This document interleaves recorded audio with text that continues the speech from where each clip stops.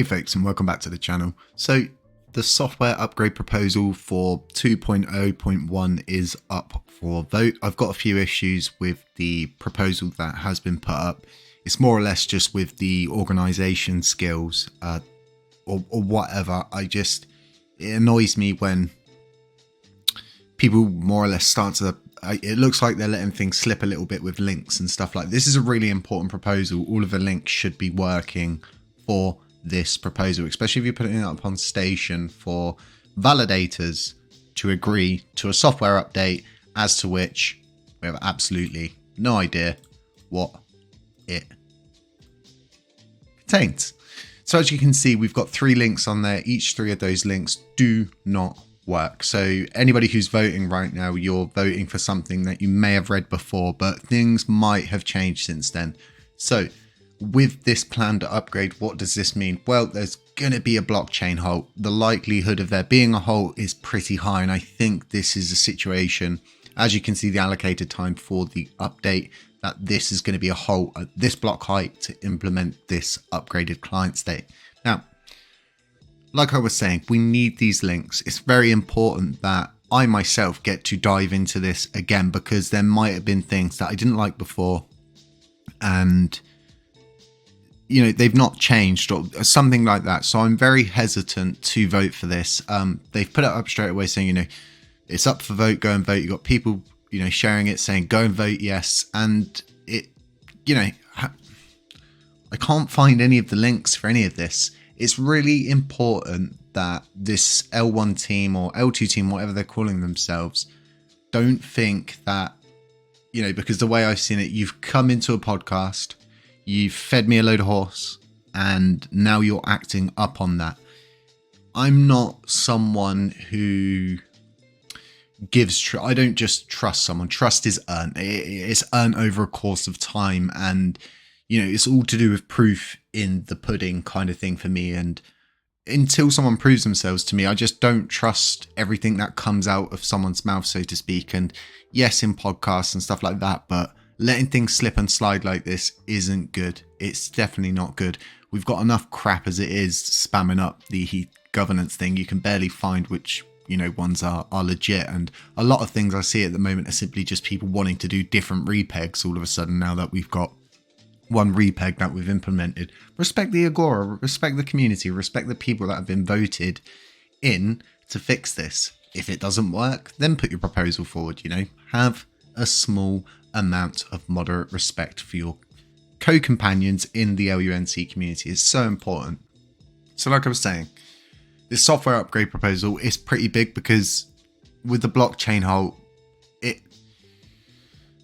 if you don't do these kind of software upgrades correctly and ensure that everybody knows what's going on and knows that this is going to happen, we get a system of panic.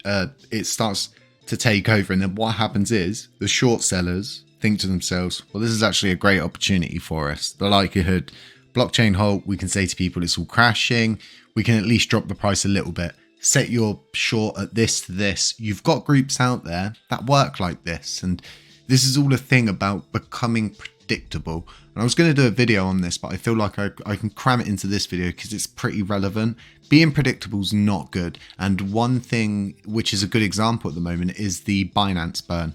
So the burn itself doesn't actually itself drive the price up. It's the build up to it. The buybacks that are initiated to get that LUNC is what really drives the price up. If you want to create a price drive from burning, you need to create some kind of interesting incentives behind it. Like you need to, I don't know, there's so many cool ways that you can burn LUNC. For instance, we always had this plan of burning LUNC inside the metaverse. We would throw burn parties and you'd be able to see the coins burning as we burnt them in the real world.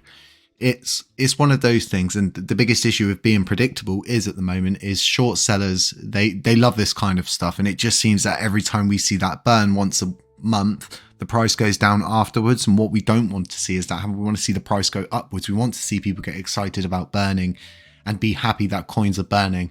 And the idea is that you get people more excited. Oh, they're going to burn more coins. The price could go up more. It could keep going up. And it becomes this kind of FOMO effect that people just don't simply want to miss out. They want a piece of the action. They're willing to risk. And I guess the risk to reward ratio has got to be pretty big for people to get involved in something. For people to mostly get involved in anything in this day and age, there needs to be something in it for you. If I'm giving you some of my hard-earned LUNC, what are you going to give me back? And that's kind of where the LUNC burn project crosses the line with that, because you simply get nothing back for that. You're giving to the blockchain. That small donation helps the blockchain, doesn't help an individual, it helps the blockchain, it helps all of us, everybody.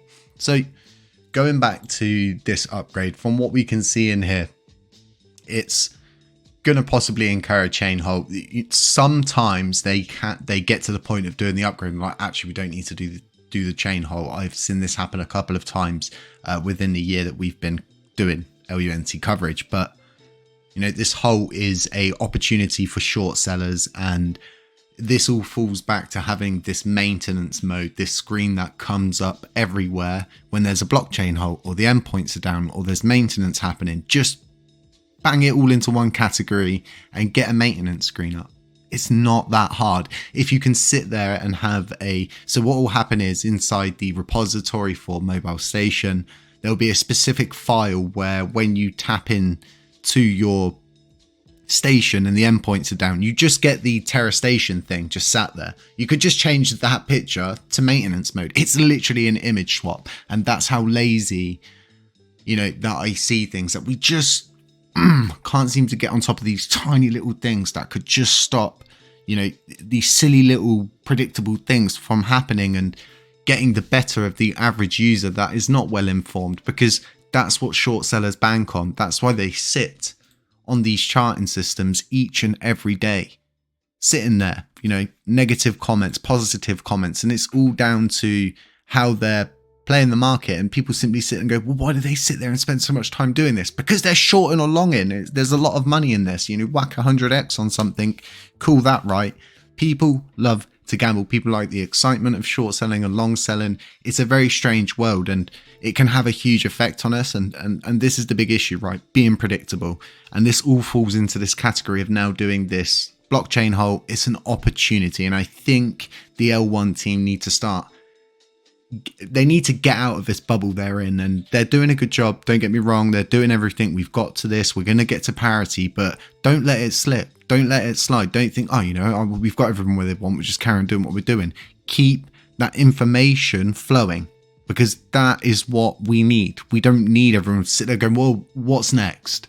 What's next? And, you know, people lose momentum. They lose the positive thoughts they have for LUNC, and they start to think, well, should I actually sell my position and just move to somewhere like Pepe? You know, that's how silly things get sometimes to people, because they're just not getting a good flow of information. So hopefully by the time this video comes out, that these links have all been corrected and this video is more or less invalid. But I have reached out to the L1 team and mentioned to them, none of these links are working. Please get it sorted out, even if you need to shut this proposal down and put another one up, or, you know, figure it out, do something. I don't know. I didn't make the proposal. I'm just simply commenting about what I'm not happy with at the moment, folks.